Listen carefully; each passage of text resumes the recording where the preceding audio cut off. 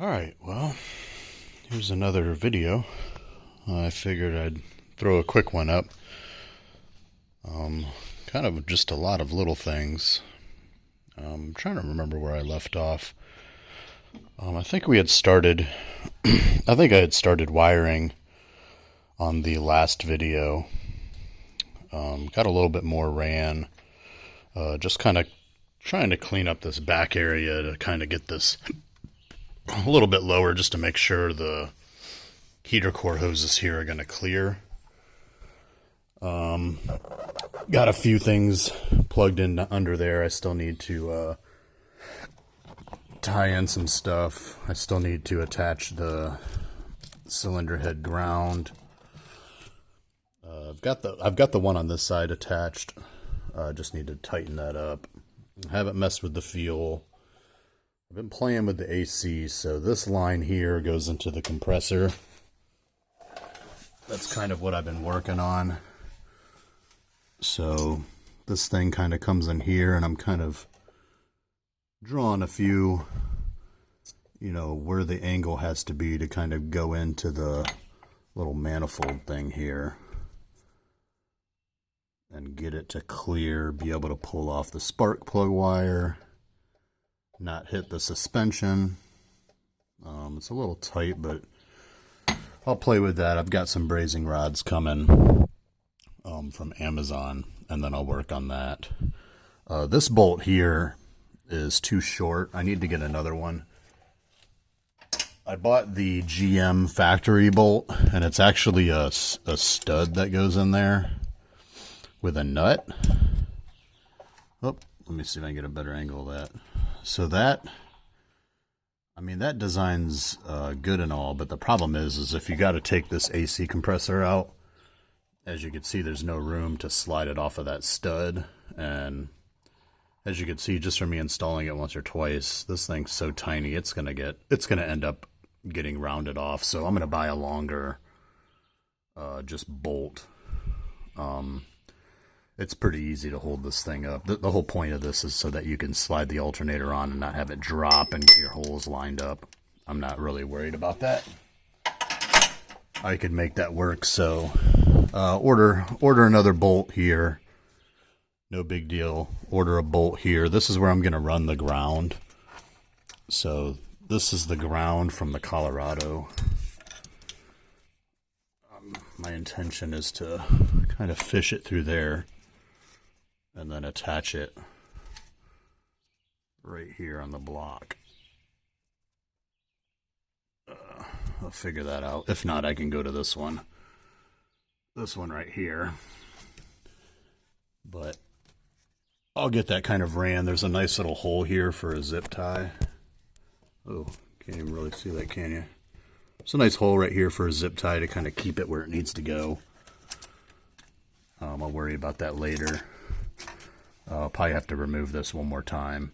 I have the steering attached, but I'm still a little worried about, let me see if I can get a good,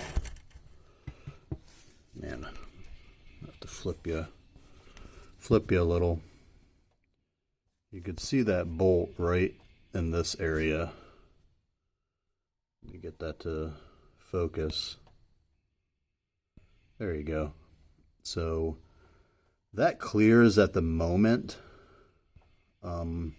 My concern, it's a little close to the manifold. Not much.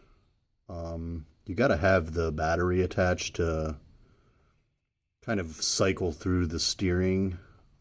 So once I get that attached, I need to just verify that's going to work. I'll do that before I attach the AC compressor for good. Because those that don't know, if you see the steering rack, there's a bushing in there. The steering rack actually moves a little bit in this bushing. Especially when you're not driving. If you're at a dead stop and you turn, the resistance of the wheels will actually cause this bushing to move. So this whole rack is going to move a little bit.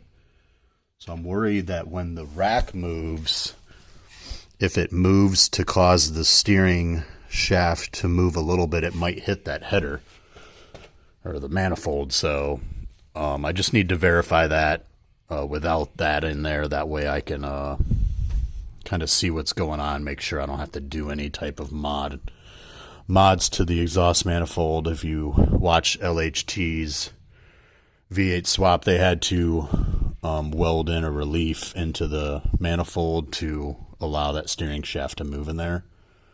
Hopefully I don't have to do that, but it may come down to that. One of the big issues is the alternator. I didn't think I would have an issue, so I haven't really been playing with it. But yesterday I decided to go ahead and mount it, so let me just kind of go over the first issue. So the alternator, originally the positive stud and the plug were down here. And what ended up happening is that terminal for the battery cable was actually hitting the frame, which is a huge no-no. That's going to end up grounding your charge, and the alternator will essentially not even work because it'll just be pushing all that power into the ground. So, also, I couldn't really get it mounted in here because it kept just hitting here before I could actually fully mount it to even determine whether it's going to kind of lift off the frame. So it was giving me so much problems. I ended up taking the alternator apart, and as you can see, there's a couple bolts right here.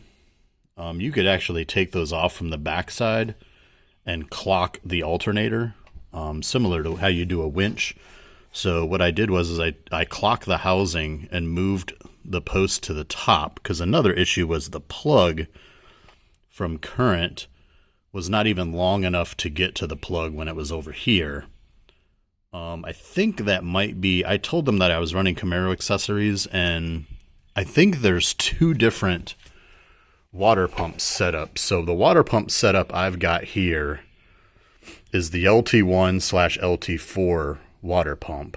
So this is on some LT1 engines. The LT4 engine has this water pump because this is the pulleys for the supercharger for the LT4. Well, there's another version where there's an alternator mount right here. I don't know how far that goes out, and I don't want it interfering with the airbox. And I don't want it, you know, I kind of like the way these heater core hoses are going to basically fall right in line perfectly. So I really don't want to buy another another water pump with the different alternator mount. So what I did was I clocked it, and you could see down here, there's going to be the positive. The problem is as you could see, I had to shave the block quite a bit just to get the plug to actually work. And you cannot take this off unless you pull the alternator. So you have to turn the alternator to be able to unplug that. So that's like pretty much almost touching. I mean, there is very, very little room. Let me see if I can kind of feed you down in there. I mean, it's pretty much, it's touching right there.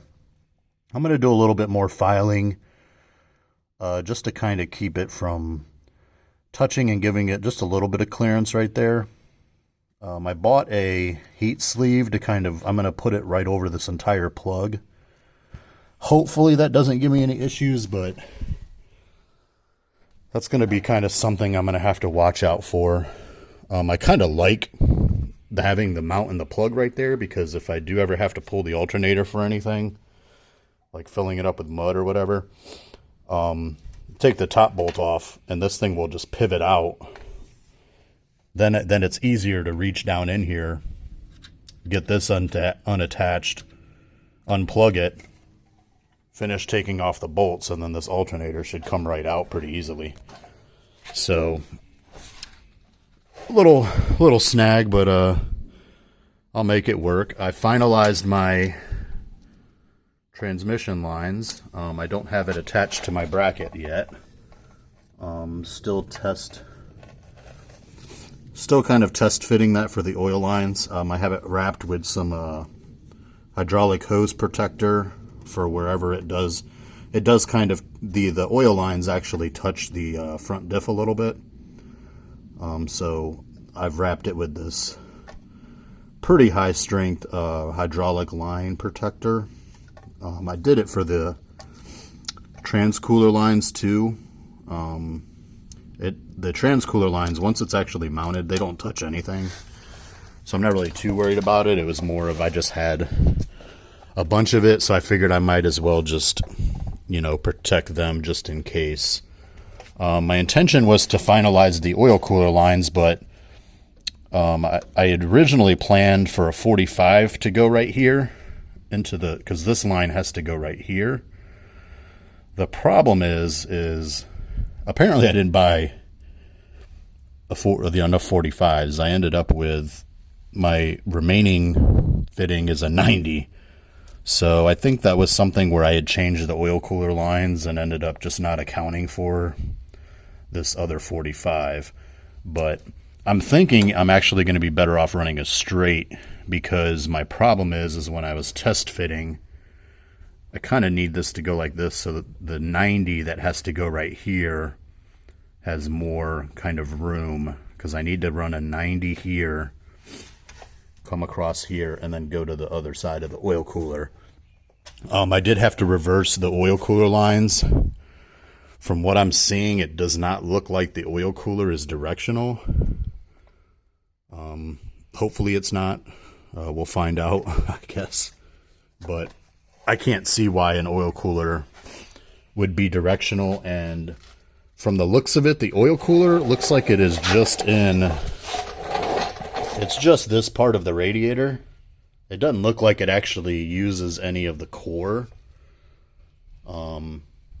So yeah, hopefully that's the case. I mean, when I looked at the other radiator that I bought, the new one going in, there's no difference in core like there is on the AC condenser trans cooler.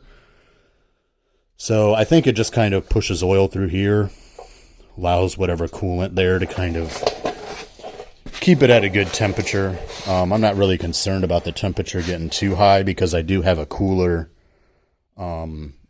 that's actually part of that fitting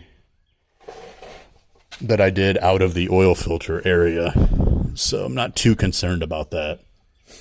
More concerned that it's actually going to flow, but I'll find that out once I start it and kind of check pressures and see what's going on.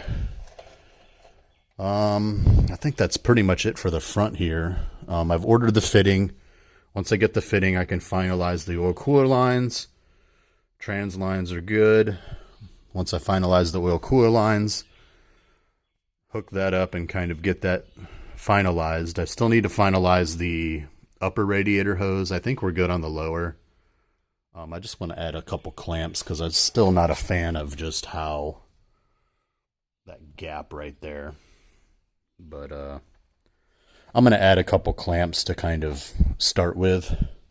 I cannot find this coupler in 3-inch, which is what I originally wanted. This is actually a 6-inch, so I have it in there pretty far. So I'll play with that a little. I could probably get it to seal better with probably some better clamps than just the stock kind of compression clamps. But yeah, that's where we're at as far as top side. I think we're doing pretty good. We're kind of on the home stretch here. I'm going to attempt to build a bracket here, modifying the stock one for the vacuum pump. I'll probably do that next weekend. Be practicing some welding, get that kind of built, see what it ends up like. My brazing rod should be here next week, so we'll probably try to finalize some AC fittings, or at least the AC lines. Make sure they all run where they need to run and have everything they need to have. Try to do a little bit of a pressure test on the fittings once I braze them in there with the air compressor, just to make sure it actually seals well, at least for that type of pressure, until we actually are able to charge the system. Let's go underside. Not a lot going on here. I will cover, I don't think I had covered because I finalized this on Sunday last week, but I do have the transmission back, and as you can see, there's a spacer right there. So that little 1/4 of an inch actually helped a lot with some clearances. It actually helped the manifold.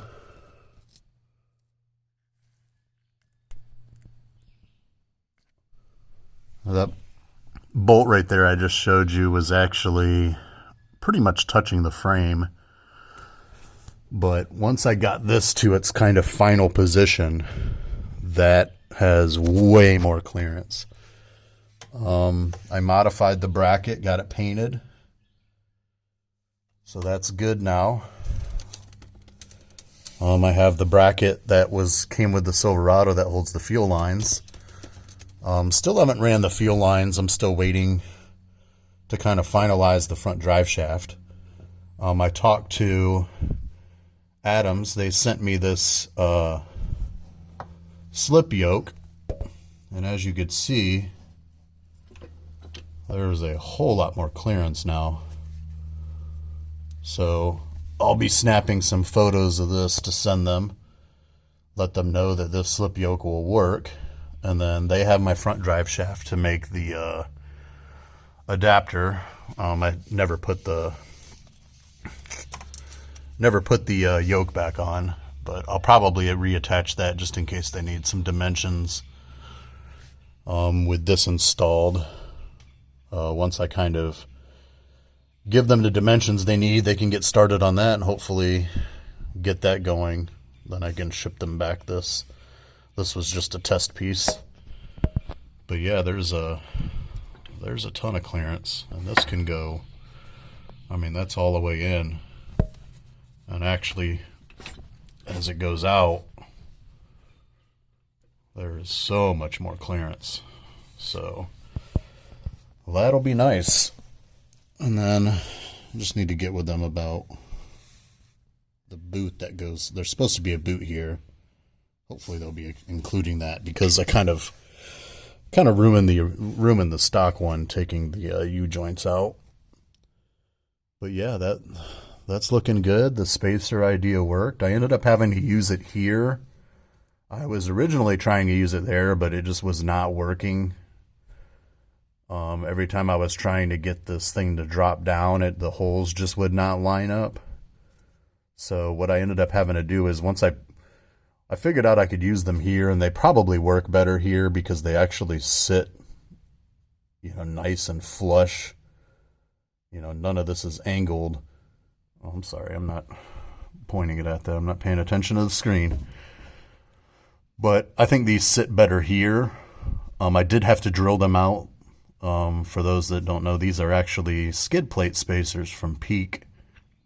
For if you do a diff drop, you run these on your skid plate, and they drop your skid plate enough so it doesn't touch the front diff. So, we use them for something else, and they work perfect. I still need to make a bracket to kind of hold this up, but there's the transmission lines. There's kind of the cooler thing I was talking about, so that's going to help with some oil temps. Some of the wiring coming down, I don't really have a lot of it hooked up. I do have, you could see the ground for the cylinder head right there.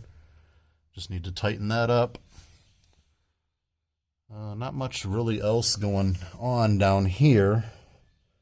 I did reattach the skid plate, and it looks like, putting that shim and raising this a little, this is going to be, it's going to be tight. Like, the skid plate's pretty much going to be sitting on here, but it does tighten down, and it does basically protect that. I'm hoping, looking at the CBI skids and how they mount, I'm thinking that I'll probably be able to make those work. Probably won't get those for a little while, though. I have been If you've seen me on the Facebook groups, I have been asking a lot of questions as far as exhaust.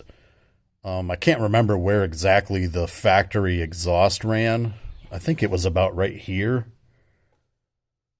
My big concern is that I don't remember how high the factory transmission sat to allow that exhaust crossover pipe to go across. And also the way the skid plates are designed, they're designed to allow that exhaust to go through. So I need to make sure when I actually run the exhaust that I get the crossover as close to factory as possible. That way it'll clear Colorado skid plates, at least the aftermarket ones. Obviously doesn't come with a skid plate here except for AAV. Well, you got to buy it, but you guys know what I mean.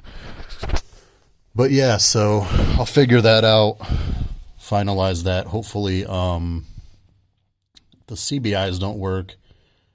I'll probably end up with the AEVs. I'm pretty sure the way the bars go, I'll be able to get that crossover pipe.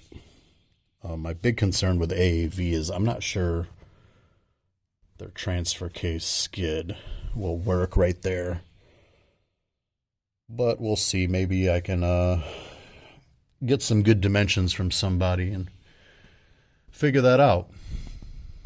But yeah, that's kind of where we're at. You know, a lot of little things, nothing really too exciting yet. But once I can finalize these oil lines, once I finalize the oil lines, finalize the AC. I'd like to finalize the AC. That's not really too big of a deal.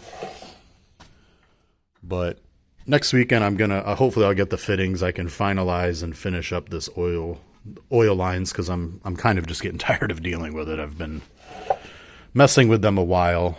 I do have to measure for a starter cable. I don't think that starter cable is going to work. When I kind of looked at it and measured it, my starter cable has to go down to this side. Colorado goes down to this side. So I'll probably be measuring that once I'm done shooting this video. I can get that ordered, get enough cable to build that.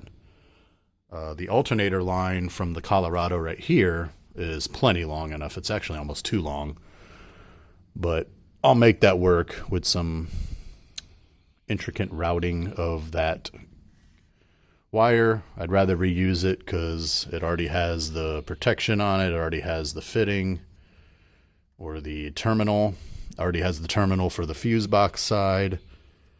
I mean, it's all set up. It's just a matter of getting the routing to take out any slack so it's not hitting on anything, which should not be a big deal.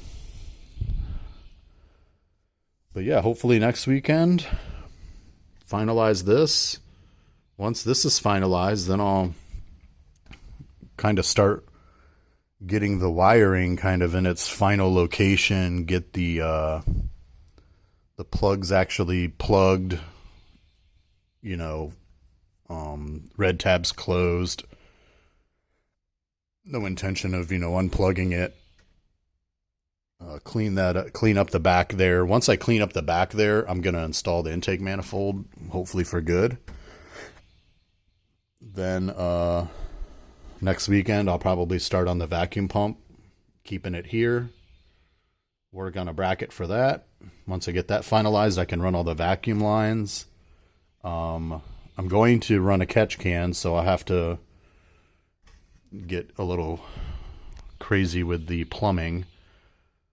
I'll have to cut up the factory booster line to plumb in the vacuum pump. I'll probably end up having to draw that up as a schematic and then just kind of figure out where I can run a catch can. Maybe up in there, I'm not really too sure. Before I put this thing all back together, I'm going to reroute my winch controller. Hopefully there. Maybe over here, depends on the airbox situation. So, got to make sure I have enough room for that. But I do want to install the catch can. You know, it'd be nice to keep it over here so all the plumbing is short and I don't have stuff running way over here. But I'll get that done. I think that's about it so far. Yeah, we'll call that good on this one. I'll see you guys on the next one. I guess this one was pretty long, but kind of just a lot of little things. All right. See you on the next one.